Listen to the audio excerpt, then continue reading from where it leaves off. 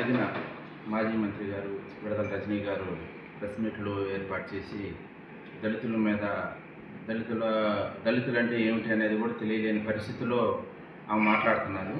SC ST case అంటే కూడా ఏంటో తెలియలేని పరిస్థితిలో ఆమె ఉన్నది.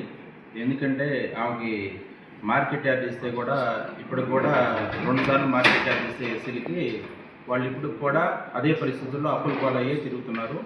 వాళ్ళే అదే మీ నాయకుడు ఎవరైతే మీ జగనన్న అంటున్నావో, ఎవరైతే మా నాయకుడు రాక్షసుడు అన్నావో ఆ రాక్షసుడి దగ్గరికి మీ జగనన్న దగ్గరికి వెళ్ళి మీ పైన కంప్లైంట్లు ఎస్సీలే ఇస్తున్నారంటే మీరు ఎలాంటి ఎస్సీలకి ఎంత చేస్తే ఈ విధంగా మీ పైన కంప్లైంట్లు ఇచ్చారో అదే మార్కెట్ యార్డ్ చైర్మన్లో అర్థం చేసుకోవాలి.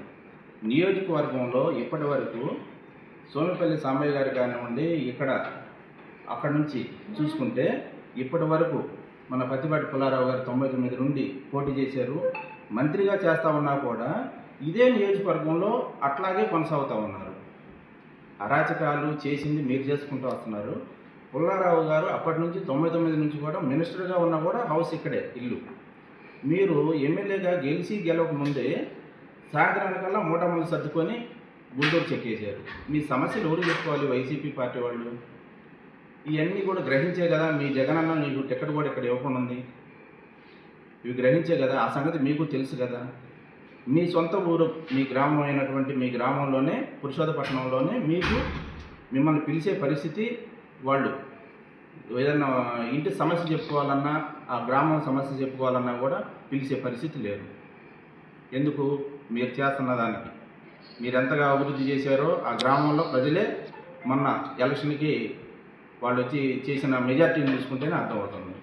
మీకు టికెట్ ఇవ్వకపోవడానికి కారణం కూడా మీరు చేసిన అవినీతి. ఈ నియోజకవర్గంలో ఇప్పటి వరకు ఏ శాసనసభ్యులు మనకు స్వాతంత్రం వచ్చిన తర్వాత నియోజకవర్గం ఏర్పడిన తర్వాత ఏ ఎమ్మెల్యే చేయలేని అవినీతి అక్రమాలు మీరు చేసుకుంటూ వచ్చారు. కాబట్టి ఈ అక్రమాలన్నీ ప్రజలు గ్రహించారు. కాబట్టి ఈ నియోజకవర్గం నుండి పక్క నియోజకవర్గానికి పారిపోయారు.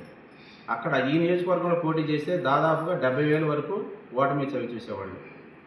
అక్కడ తెలియదు కాబట్టి, కొంతవరకే తెలుసు కాబట్టి అవినీతి వాళ్ళకి పక్క నియోజకవర్గమే కాబట్టి గుంటూరులో 50,000 తోటి ఓడిపోయారు. ఇకపోతే విలేకరుల గురించి చెప్తా ఉన్నారు. విలేకరులకి ఎన్నికలకు ముందు ప్రతి ఒక్కరు మా సొంత నిధులతోటి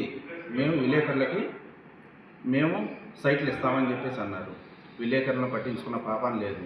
ఇక స్టేట్ గవర్నమెంట్, మీ గవర్నమెంట్లో అక్రిడేషన్ కార్డు అనేది కొత్తదనేది ఇంతవరకు ఒకటి మంజూరు కాలేకపోయింది. దానికి కారణం మీ వైసీపీ గవర్నమెంట్లోనేగా, ఒక్కటి లేదు. అది రెన్యువల్ చేసుకుంటూ రావడం, కానీ గత తెలుగుదేశం పార్టీలో ఉన్నదాన్ని రెన్యువల్ చేసుకుంటూనే వచ్చారు. కొత్తగా ఇచ్చింది ఏం లేదు. మీ గ్రామంలో ఉన్నవాళ్ళు ఒక్కరూ మీ ఎమ్మిటి రావటం లేదు, రారు. ఎందుకంటే మీ అవినీతి చూశారు కాబట్టి. తెలియని కొంతమంది పార్టీ వాళ్ళు పిల్లలు కొంతమంది నేర్చుకొని మీరు వచ్చి ఈరోజు వచ్చి ఏదో చెప్పాలని చెప్పేసి అంటే నియోజకవర్గ ప్రజలు నమ్మే పరిస్థితుల్లో లేరు. ఇప్పటికి కూడా మీరు చిలకలూరుపేటలో ఇల్లు అయితే ఉంది, కానీ ఇంకొక అక్కడ గుంటూరులో ఉన్నటువంటి ఇంకొక రెంట్కో సొంత ఇల్లు ఇంకొకటి ఉన్నట్లుంది, అక్కడే ఉంటున్నారు. కానీ ఇక్కడ ప్రెస్ మీట్లు పెట్టడానికి ఒక ఇల్లు ఇప్పుడు లేరు. ప్రతిపక్షంలో ఉన్నప్పుడు నాడు గవర్నమెంట్లో ఉన్నప్పుడు లేరు. ఇంక ఏం చేస్తారు మీరు?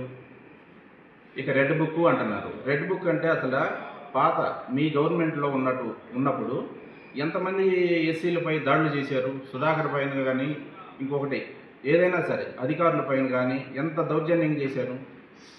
ఆ దౌర్జన్యాలన్నీ గ్రహించాక మీకు 11 సీట్లు ఇచ్చింది. మీకు 50,000 మెజార్టీతో ఓడిపోవడానికి మీకు కారకులైంది. మీ కుటుంబం మీ దగ్గర లేదు, మీకు దూరంగానే ఉన్నారు. జగన్మోహన్ రెడ్డి గారు ఆయన కుటుంబము ఆయనకు దూరంగానే వెళ్ళిపోయింది. తెలియని ప్రజల్ని మీరు మోసపుచ్చి వాళ్ళని ఏదో మేము పార్టీ వస్తే అట్లా చేస్తాము మేము రప్ప అంటాం. ఏంటి అండి అసలు? ఒక ప్రజాప్రతినిధి ఉండాల్సిన లక్షణాలు అనేది ఉండాలి. కానీ మీరు రప్ప అని చెప్పి అంటే ఒక వీళ్ళని అందరినీ గంజాయి బ్యాచ్ని తయారు చేసి గంజాయికి అలవాటు చేసి వాళ్ళని పిల్లల్ని రప్ప అంటున్నారు. ఆ తల్లిదండ్రులు వాళ్ళకి ఏదైనా యాక్సిడెంట్లు అవుతున్నా ఇంకోటి అవుతున్నా ఆ తల్లిదండ్రులు బాధపడే బాధ మీరేమైనా తీర్చగలరా? ఎవరైనా? గంజాయిని అరికడుతుంది ఈరోజు తెలుగుదేశం పార్టీ అధికారంలోకి వచ్చాక గంజాయి బ్యాచ్ అనేది కనబడకుండా గంజాయి అనేదని రూపుమాపేందుకు కేసులు కట్టడం కానీ కుర్రోళ్ళ మీద కానీ ఎవరైనా సరే గంజాయి అనేది ఈ రాష్ట్రంలో ఉండకూడదని చెప్పేసి లోకేష్ గారు చూస్తున్నారు.